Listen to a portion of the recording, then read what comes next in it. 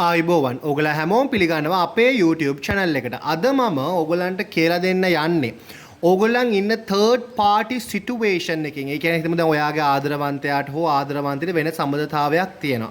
ඒ සම්බන්ධතාවය නිසාවෙන් ඔයාව හැර ගිහිල්ලා ඉන්නවා. ඒතකොට දැන් කොහොමද යාව ගෙන්න ගන්න කලින් ඒ ඉන්න සම්බන්ධතාවයෙන් ඒගොල්ලන්ව වෙන් කරලා ඉන්න ඕනේ. අන්න ඒ වෙන් කිරීම සඳහා ඕගොල්ලන්ට කරන්න පුළුවන් සුළු සහ ප්‍රබල මායා කර්මයක් තමයි මම අද ඔයගොල්ලන්ට කියලා දෙන්නට යන්නේ. ඉතින් මේ මායා කර්මය කරගන්න විදිය මම ඔයාලට දැන් කියලා දෙන්න කලින් ඔයාලට මම කියන්න ඕනේ අපි හරහා ඔයාලට රීඩින් එකක් බලා ගන්න, ඔයාගේ හොරොස්කෝප් එක බලා ගන්න අවශ්‍යතාවයක් තියෙනවා. අපේ WhatsApp නම්බර් එක තියෙනවා. මේ වීඩියෝ එකේ ඩිස්ක්‍රිප්ෂන් එකේ අරගෙන අපිට මෙසේජ් කරන්න. ඒ වගේම තමයි ඔයාට ඉදිරියේදී අවශ්‍ය කරන මායා කර්ම ගැන විශේෂයෙන්ම අපිට සඳහන් කරන්න. ඒ වගේම තමයි ඔයාට මේ මායා කර්මය ගැන දකින්න අහන්න සැලැස්සුවාට විශ්ව මාතාවට ස්තුති වේවා කියලා කමෙන්ට් කරනවා. වගේම අපි ඔයාට ළඟා කරවා දෙන ධනාත්මක ශක්තිය ඔයාගේ ජීවිතයට ග්‍රහණය කර ගැනීම සඳහා ඔයාට පුළුවන් අපේ YouTube channel එක subscribe කරන්න. වගේම ඒක ඩබල් අප් කරලා ළඟා කරමු සඳහා මේ වීඩියෝ එක හෝ මුළු channel එකම යාළු හිත මිත්‍රා අතර share කරන්නත්. ඒ වගේම තමයි ජූලයි 16 ඉඳලා අගෝස්තු 16 දක්වා තියෙන පූජා සමයක් තියෙනවා. ඉතා ප්‍රබල විශේෂිත වූ පූජා සමයක්. ඔයාගේ ආදරය ඔයාගේ ජීවිතයට ග්‍රහණය කරගන්න, ඔයාගේ ප්‍රාර්ථනාවන් ඉටු කරගන්න පුළුවන් දේවල් සිද්ධ කරගන්න. ඉතින් ඒ දේවල් ගැන මම කියලා දෙන්නම් ඉදිරියේදී. ඔයගොල්ලන් අපේ YouTube channel තුනම subscribe කරලා ඉන්න කට්ටිය වෙන්න ඕනේ. සහ එහෙම කළා නැත්නම් අපිව අනිවාර්යෙන් subscribe කරලා තියාගන්න. ඒ වගේම තමයි ඔයගලන්ට ඕනම වෙලාවකදී අපි අරහා දෝෂහරණ පූජාවන්, හදිහූනියන් දෝෂ ඉවත් කර ගැනීමේ පූජාවන් විදේශගත රටක හිටියත් ඒ දේවල් අපි හරහා සිද්ධ කර ගන්න පුළුවන්.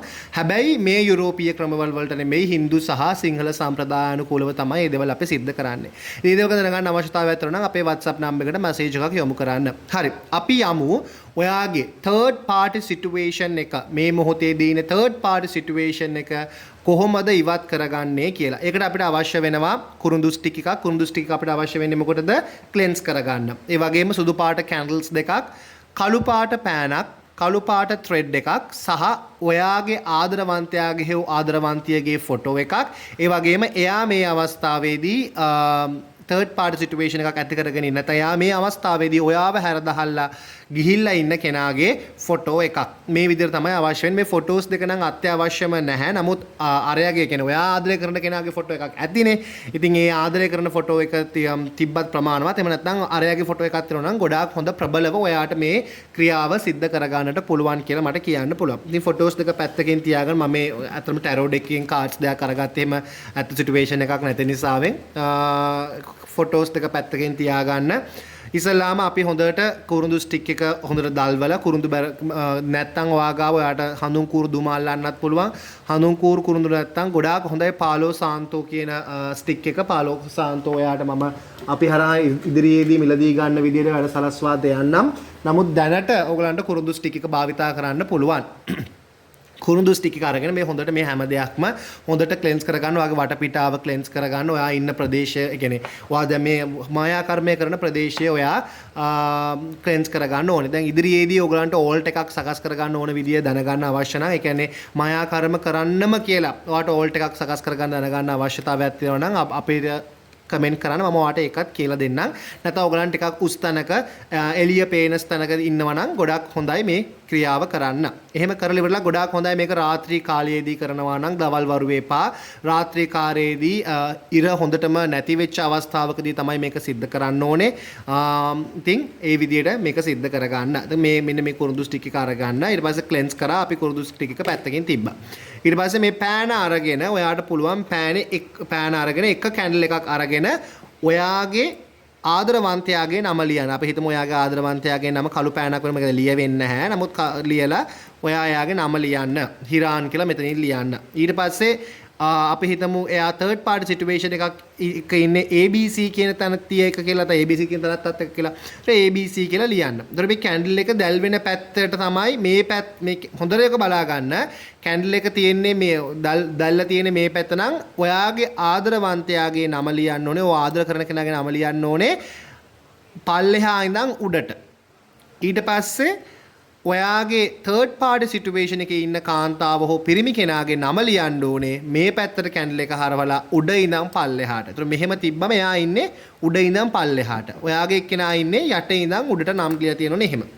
ඊට පස්සේ මේ කැන්ඩල් ස්ටික් ටික හොඳට මේ ඊට ටික චුට්ටක් දිය කරගෙන පත්තු කරන්න එපා. දිය කරලා කැන්ඩල් දෙක මෙහෙම ගහ ගන්න. එහෙම ගහගෙන ඉවර වෙලා දැන් ඔයාගේ ආදරවන්තයාගේ නම ආදරවන්තයාගේ ෆොටෝ එක තියෙනවානේ. එයාගේ ෆොටෝ එක ළඟින් මේ කැන්ඩල් එක තියන්න. ඊට පස්සේ අර තර්ඩ් පාර්ටි සිටුේෂන් එකේ කෙනාගේ ෆොටෝ එක ළඟින් අනිත් කැන්ඩල් එක තියන්න. එයාගේ නම ලියපු කැන්ඩල් එක තියන්න. තියලා ඉවර වෙලා හොඳට ඔයා මේ කැන්ඩල්ස් දෙක එනර්ජයිස් කරන්න. මෙහෙම හොඳට මෙහෙම ගහගෙන ඉවරලා කැන්ඩල්ස් දෙක එනර්ජයිස් කරන්න. එනර්ජයිස් කරනකොට ඔයා හොඳට හිතන්න මේකේ මේ පිරිමි කෙනාගේ ජීව ශක්තිය, ගෑනු කෙනාගේ ජීව ශක්තිය තියෙනවා. මේ තර්ඩ් පාර්ටි සිටුේෂන් එක කෙනාගේ ජීව ශක්තිය තියෙනවා. ඉස්සල්ලාම ඔයාගේ ආදරවන්තයාගේ කරලා ඉන්න විනාඩි 5ක් විතර. ඊට පස්සේ ඔයාගේ තර්ඩ් පාර්ටි සිටුේෂන් එකේ කෙනාගේ එක් කරලා ඉන්න. එහෙම ජීව ශක්තිය දැන් ගොඩාක් කට්ටිය මට කියනවා කරන මායා කර්ම හරියන්නේ නැහැ කියලා. ඔයගලන් කලබලෙන් සහ ඉක්මනින් මේ දේවල් සිද්ධ කරනවා නම් ඒ දේවල් හරියන්නේ නැහැ. ඔයා කරන්න ඕනේ හොඳට නිවී හැනහිල්ල ඉවසීමකින් යුක්තව තමයි මේ කටයුතු සිද්ධ කරගන්න ඕනේ. එතකොට විනාඩි 5ක් විතර ගන්නවා කියලා කියන්නේ හොඳ ඉවසීමක් තියෙන්න ඕනේ.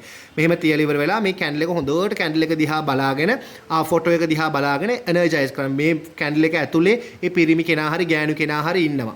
එයාගේ නම හොඳට මේකේ හොඳට දිලිසෙනවා දකින්න. ඊට පස්සේ එයාගේ ශක්තිය මේකට එනවා දකින්න. එහෙම ඔයා හොඳට මැනිෆෙස්ට් කරන්න, එනර්ජයිස් කරන්න මේ කැන්ඩල්ස් අත් දෙක තියාගෙන හරි නැත්නම් අත මෙහෙම කරගෙන හරි ඔයාගේ හරහා කිරණ යන විදියට හරි කමක් නැහැ.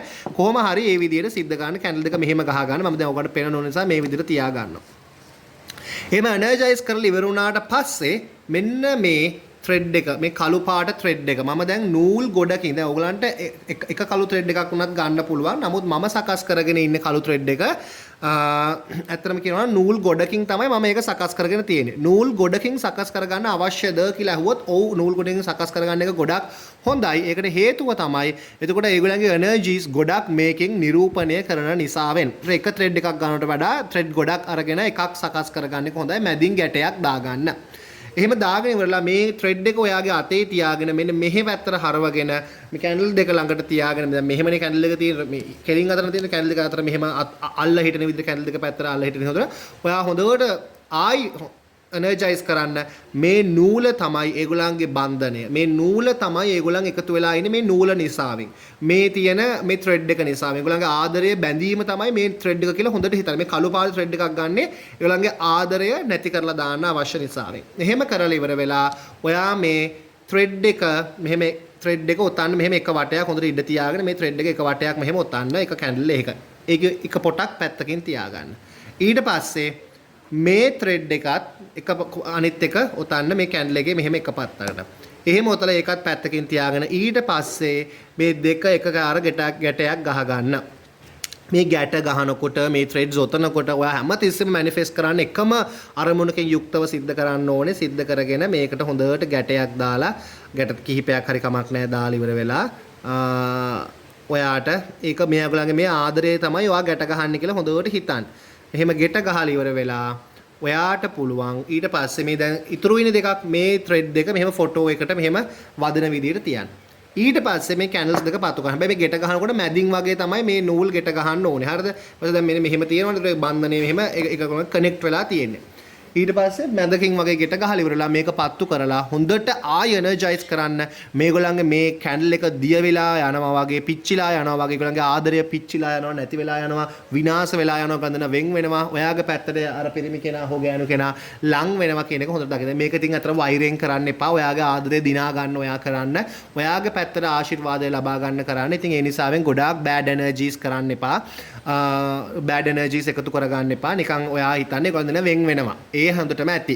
ඒ වෙන් වුණාට පස්සේ ඔයාට ඊට පස්සේ අපි කරලා දුන්න ලව් බයින්ඩින්ග්ස් කරන්න පුළුවන්. ඔයාගේ පැත්තට අරයව ගෙන්න ගන්න.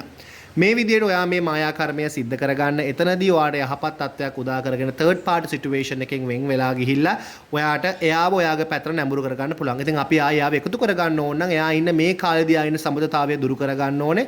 ඒ සම්බන්ධතාවය දුරු කර ගැනීමට තමයි මේ දේ අපි සිද්ධ කරන්නේ. ඉතින් මේ මායා කර්මය ඔයා සිද්ධ කරලා බලන්න ඔයාට අනිවාර්යෙන්ම යහපත් තත්ත්වයක් උදා වේවි. තෙරුවන් සරණයි.